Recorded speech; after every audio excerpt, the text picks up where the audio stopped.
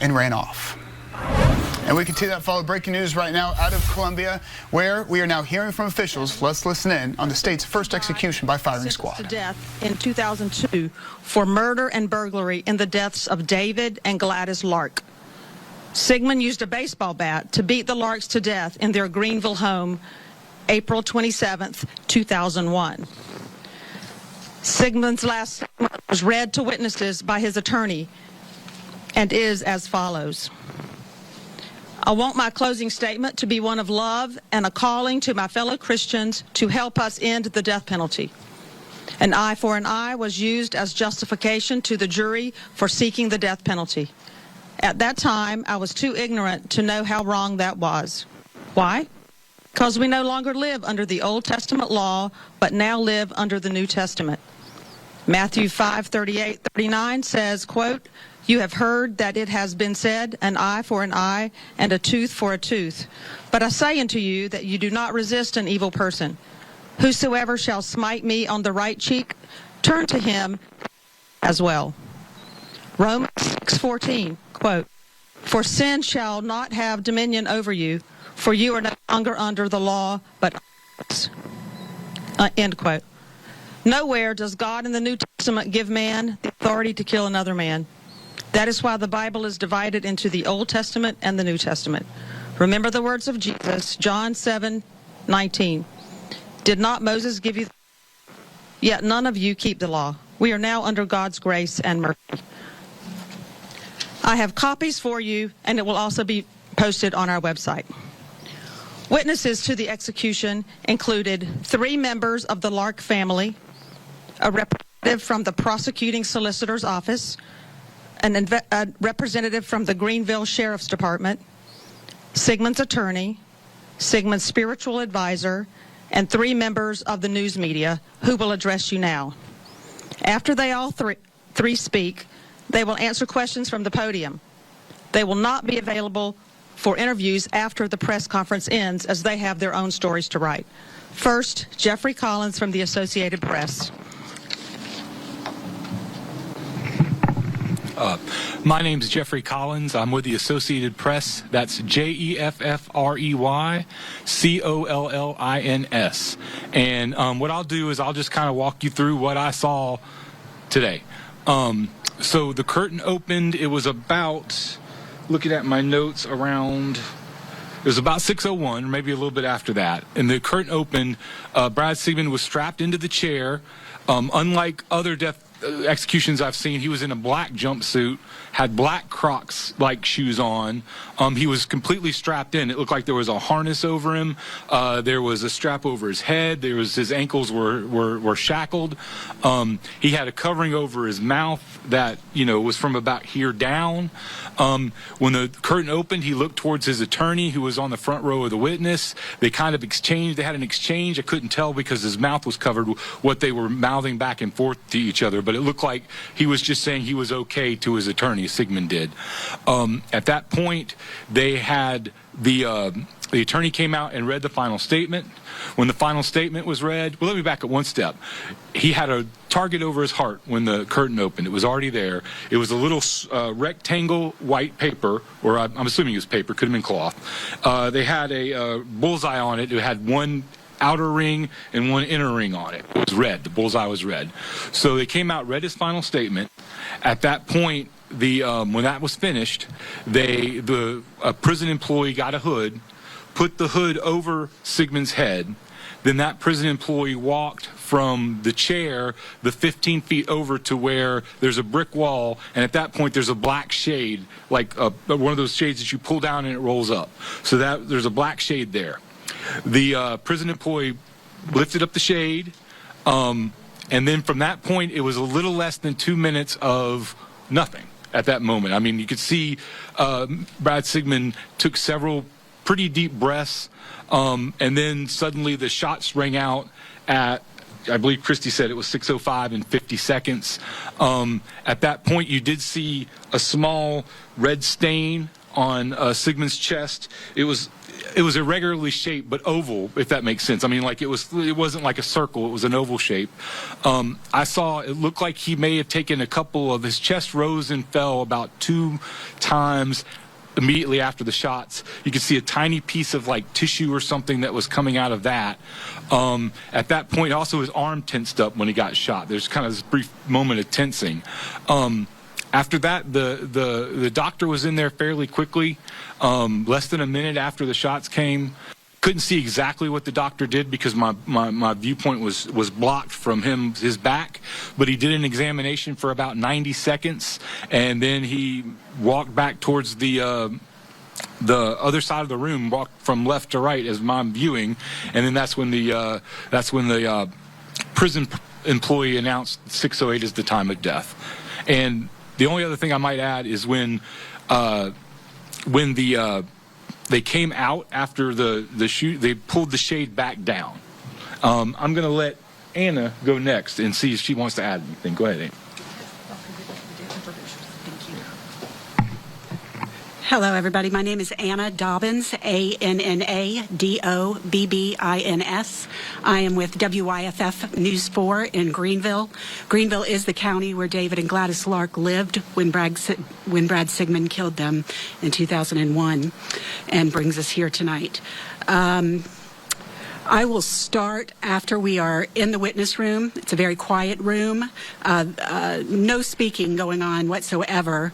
The only thing you can really hear are intakes of breath as people try to calm themselves down, feet shuffling, that sort of thing, and everybody constantly glancing at the clock to see where we are in the process.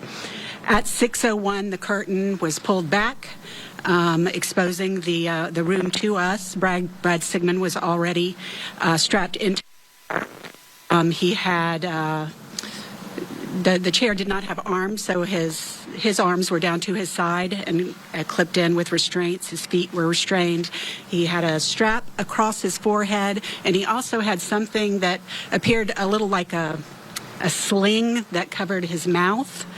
But he could move his head just a little bit, so he moved his head to the extent that he could toward the witness room, appeared to be exchanging some words with Bo King, his attorney, kind of took in the whole witness room to the extent that he could. I want to comment on the expression that he had. Again, you couldn't see his whole face, but I did not pick up on anything in his expression that would have indicated fear. I wouldn't say he was expressionless, but it was hard to see everything. They then read the final statement, which we've already been over. He was wearing the black jumpsuit. His arms were exposed and bare. At 6:03, they put the hood on. And at 6:04, they lifted the shade on the, what I would describe as cubbies that the executioners were going to shoot through. We could not see the guns. There was also no countdown or anything like that to tell us when the shots would be fired. The shots were fired at 6:05. I perceived that they were all fired at once, that it was just one sound. There was an ever so slight, I don't know if it was an echo or a fraction of a second that one of the shots were different, but it was ever so slight. His arms flexed. There was something in his midsection that moved. I'm not necessarily going to call them breaths. I don't really know, but there was some movement that went on there for 2 or 3 seconds. It was very fast. I did see a splash of blood when the bullets entered his body. It was not a huge amount, but there was a splash that you could see kind of protrude from the wound, and the target was you couldn't really see what happened to the target. It just wasn't there anymore. The chair that he sat in sits in something that I'm just going to refer to as like a catch basin. There There were maybe a few drops of blood that I could see in the catch basin, but that was really it. At 6:06, the medical professional came in, talked to or listened to his heart and his body for, it felt like a long time, but as we calculated, or as I calculated here with my notes, it was a little bit over a minute, between a minute and a half. And at 6:08, the declaration of death was announced.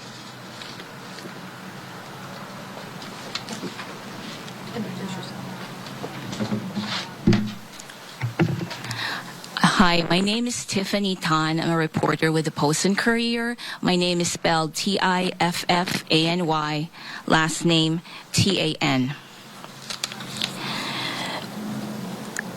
When we entered the building to the execution chamber building, right when we entered, there was a table to the right where they had little transparent cups. They had these bright orange ear protection that people going inside could take if they wanted that. That's Jeffrey showing that. And so we were told that we had the option to take those to protect our ears. We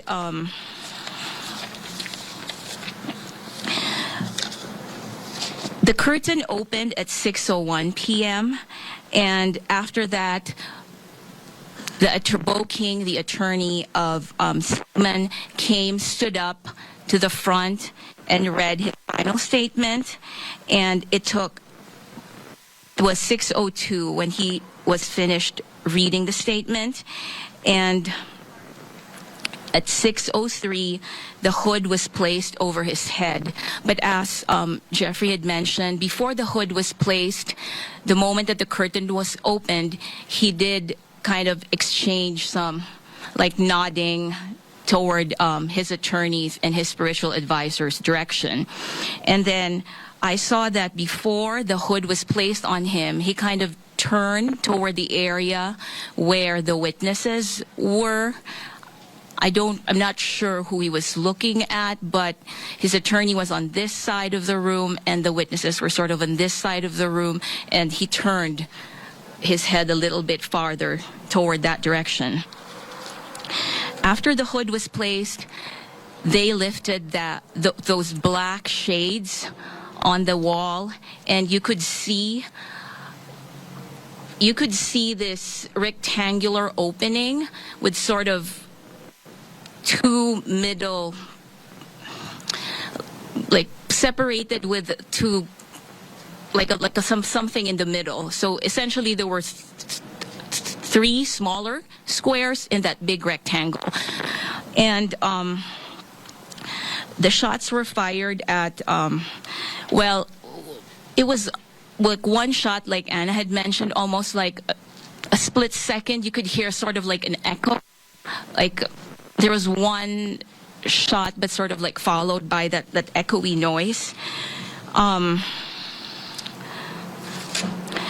That was 6:05, and then after that, from my angle, because it was Jeffrey here, Anna, and then me. From my angle, I did also see, because he was seated sort of,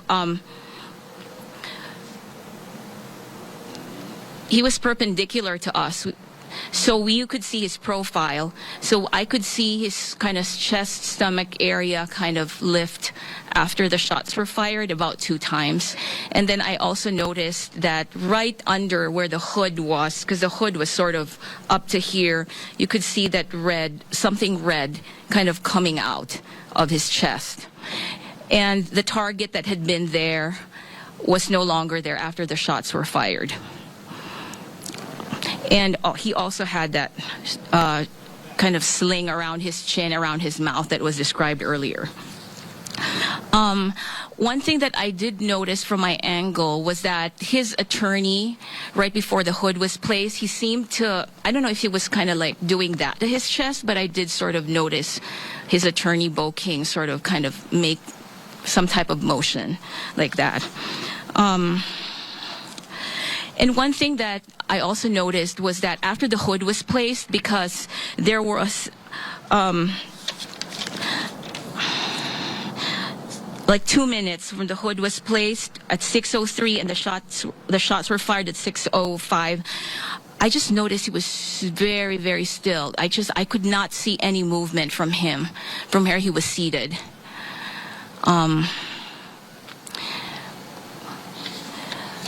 And then after the physician came out at 6:06, and then at 6:08 he left the room, and then another guy came out at 6:09 to say that the time of death was, the declared death time was 6:08.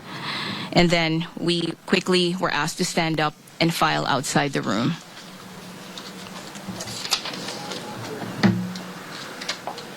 Does anyone have questions for the witnesses? Is there any, Wait. Who's got the microphone? Where's the microphone? Raise your hand. Alex Capriello, News Nation. I'm wondering if there was any reaction from the other witnesses in the gallery when the last words were read out loud. Didn't see any reaction from them at the point of last words. They did. It was actually a little bit unusual because usually the death chamber is a very, very quiet place, but they did chat a little bit among each other before the curtain opened. One thing I thought about as Anna and Tiffany were talking is that when the shots were fired, it was very loud. It was very jarring and very, as you can imagine, shots would be. At that point, I think pretty much everybody in the room flinched. I did hear, I think I heard what sounded like a gasp or something along those lines, but mostly I just noticed everybody just kind of involuntarily flinched a little bit. But as far as reaction from the witnesses, I didn't see anything out of the ordinary from my vantage point.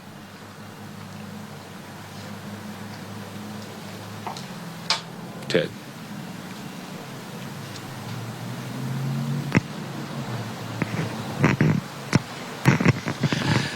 Thank you all. So this is just a couple of questions sort of about the setup of the chair itself. Can you confirm again just how his hands were strapped and whether there was any kind of, I believe someone said that there was a basin under the chair, and whether there was anything around the chair, like were there, I know in Utah there were sandbags, was there anything sort of backing the chair, was there anything like that? There's it's on a platform. The platform is gray. And the chair in itself, it looks like there's a box of sorts, what looks like a box behind it. It's covered with a curtain. I can't tell you what's in that area, but that's behind the chair. His arms are actually strapped, and maybe I'm a little bit, but it's actually a little bit, not straight down, but maybe a tad bit, a small angle behind. So almost like this, in a way. And did I cover all the waterfront you're looking for there, Ted?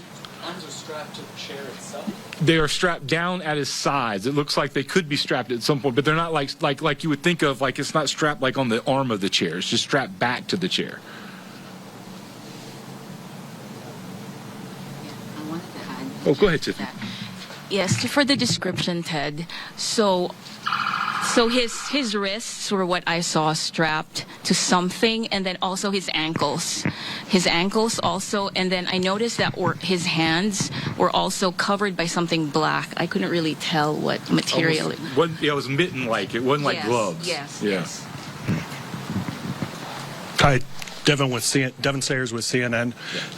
The photo, I'm sure you've seen it from the South Carolina Department of Corrections. Is that what the room did look like? Is that an accurate photo of what the room you saw look like? Yes, I mean it's that photo you can only see the electric chair and the firing squad chair, so you can see a bigger part of the room. The part where the shooters are at, it's a brick wall, and as Anna described, it's almost like three little cubbies. It's a rectangle, and then that rectangle is separated into three squares. You couldn't see the weapons, or I couldn't see the weapons from my angle. I was as far to the right as you can get, so I was as close to the wall where the shooters are as you could get. But I did not see the weapons themselves. And there's that pull shade that comes down over that part.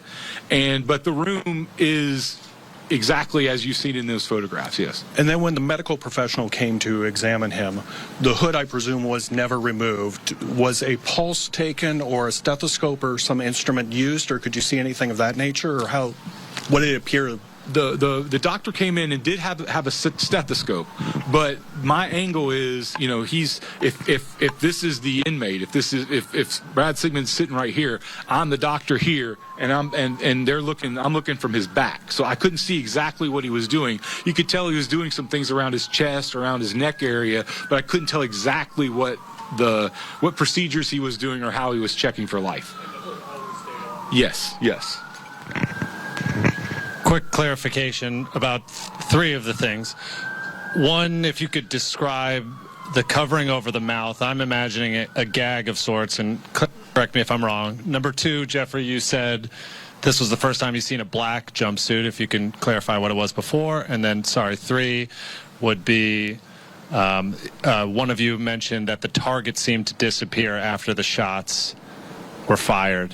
What you mean by that, of it disappearing? First off, it was like, for lack of a better way of putting it, it looked like a sling. It wasn't like a gag. It wasn't like tight up against his mouth. It was just, it looked like his jaw could move, so it almost looked like it was kind of like a sling. This was a black jumpsuit, which on the other 10 executions I've covered, the inmates have all been in green jumpsuits, the ones that you've seen in photographs of them on death row before. They're kind of an emerald or a Kelly green jumpsuit. And the target itself, it blew off. I mean, I don't know how better to explain. You just saw the target was there, you heard the shot fired, and then the target was gone. So I didn't, your angles are bad, so I couldn't see if it was on the ground or where it might have gone. All I know is it was gone, and there was that irregular kind of, about the size of a kiwi, roughly, maybe my fist might be a good way to put it, little red stain that was kind of ovally and irregular over where the target was. Hey there, Jeffrey. Could you just tell me I know you said that the angles were bad, but could you tell me if you got a good read on whether all shots landed in approximately the same area? Was there a scatter? Just based on the fact of how small the wound was over his heart, they had to be pretty close to the same area. There was only one place where I could see any damage. So that makes me think they must have been all clustered. Thanks. Jeffrey, this is for question for you. I'm Brooke Lee Cromer, Fox Carolina News. I know that you've now witnessed all 3 methods of execution. Yeah. I'm just curious, how did it feel to witness this one compared to others? This is much. One of the differences I tell people is this is much quicker. Lethal injections in South Carolina from start to finish take about 20 minutes these days. When I look back, the electrocution took. They give one big jolt of electricity for several seconds, but then there's another jolt for a minute or 2. So there's a longer period of what happens.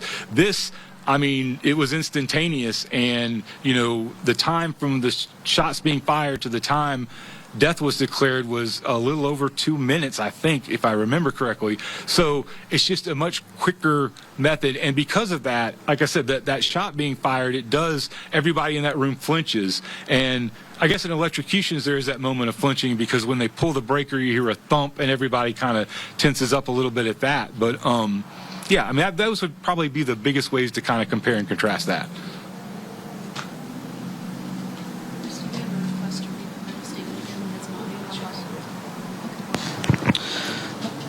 I know you all mentioned hearing possibly, an echo. Was there any other noise after the shots were fired? Any expression from Mr. Sigmon, or was it just the sound of the shots? I didn't hear anything in there from the time you hear the shots getting fired to the time they told us that we were ready to leave. So it was very quiet. And I mean, I looked around, I didn't see anybody's expressions change or anything, but again, most of the witnesses are in front of me, so I'm not seeing their face. But from what I could tell, it was very quiet. From the point where the hood was placed on from the point where the curtain opened, really, it was a very somber, quiet room outside of the shots being fired.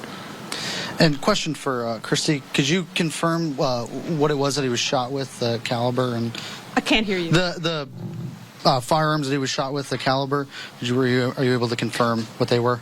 So is your question what caliber yes. what caliber bullet was Yeah. used. It was a .308 Winchester Tap Urban. Okay, thank you. Other questions? Ted? I just Wait. I'm sorry. I just wanted to clarify from Jeffrey or whomever.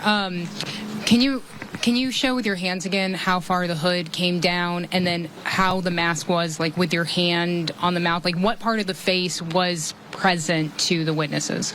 The sling kind of, when the curtain first opened, the sling was kind of came up to about right here, but he mouthed something at his attorney, and when he mouthed, you could see his mouth just a little bit. I couldn't tell what words he was saying or what specifically what their exchange was like, but yeah, it just kind of was a sling that covered from his neck up to about where his top of his lip, but it wasn't a very tight sling because when he spoke, you could see parts of his mouth. And then the hood came. The hood came all the way down to his shoulders. You couldn't see anything. Once the hood was on, you couldn't see any skin from anywhere. From his yeah. Only his arms. Yeah, only his arms. His arms were bare, but you couldn't see any other skin. Once that hood comes down, you can't see anything from roughly here up. Abby Brooks with NBC News, just confirming it was 3 shots, no delay, all at the same time? Yes, Tiffany, and if you want to mention, it sounded like maybe there was an echo, or maybe there could have been like the slightest bit of, but I mean, I heard 3 shots at seemingly the same time. My thought was maybe it might have been an echo in the room. Yeah, it's kind of hard to really, we only really heard like one major shot that sort of kind of was followed by an echo, so we didn't hear 3 distinct shots. It was instantaneous almost.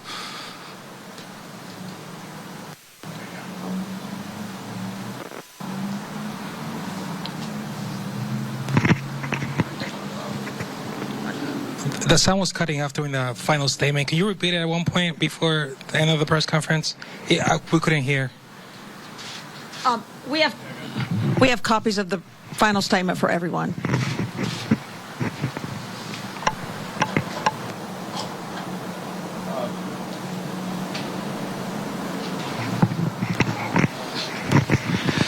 Thank you. Could you smell any gunpowder in the room? I didn't smell anything at all in the room. Okay. It's sealed off with the glass. So, if you ask me all my senses at that point, I didn't taste anything different. I didn't smell anything different. The sound was very loud. Yes, that was different than any other one that you go to because of that sound. Of course, I told you what it looked like, and I think it could feel. There's always a tension in the room, but I mean, yeah, you didn't smell anything. Yeah. And this question is for Christy. Can you confirm his last meal? Yes. His last meal was 4 pieces of fried chicken, green beans, mashed potatoes with gravy, biscuits, cheesecake, and sweet tea. It was served Wednesday evening. Other questions?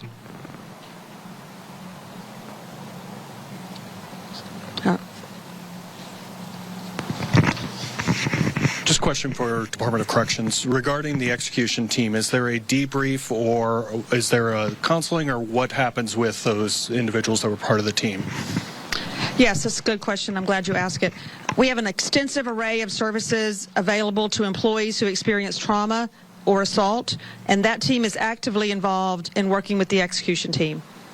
We will do an a review of today's incident and make any changes that are deemed necessary. Christy, I have one more question.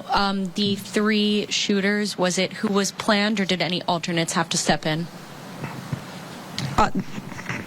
As far as I know, it was as planned.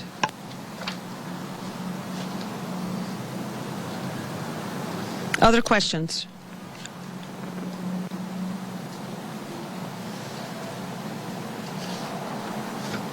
The press area and building will be open for the next hour and will close at, I don't have my phone, close at 8 o'clock. So please use the space if you need it. Let us know if we can help you. And after that, we'll ask you to leave as we'll be closing for the evening. Thank you.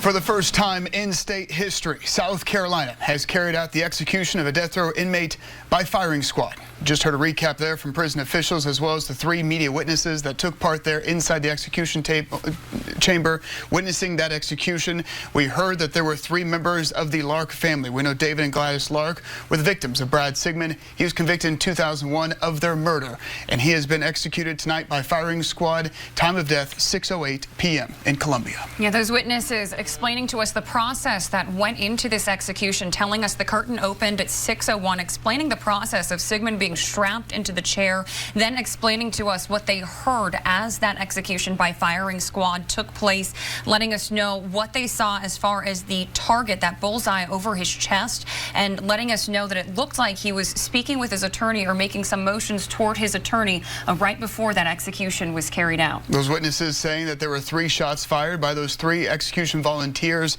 and it was a .308 Winchester Tap Urban bullet, according to prison officials. But again, tonight we now know Brad Sigmon has been executed by firing squad. We heard his final statement where he quoted scripture, saying that we no longer live under Old Testament law, and he said it was a message to his fellow Christians to put a stop to the death penalty. We can have more of that final statement and his last meal on our website, foxcarolina.com. But again, tonight, for the first time in state history and for the first time in 15 years, a death row inmate has been executed by firing squad. We'll have much more coming up tonight on the 10 o'clock news. We'll see you then.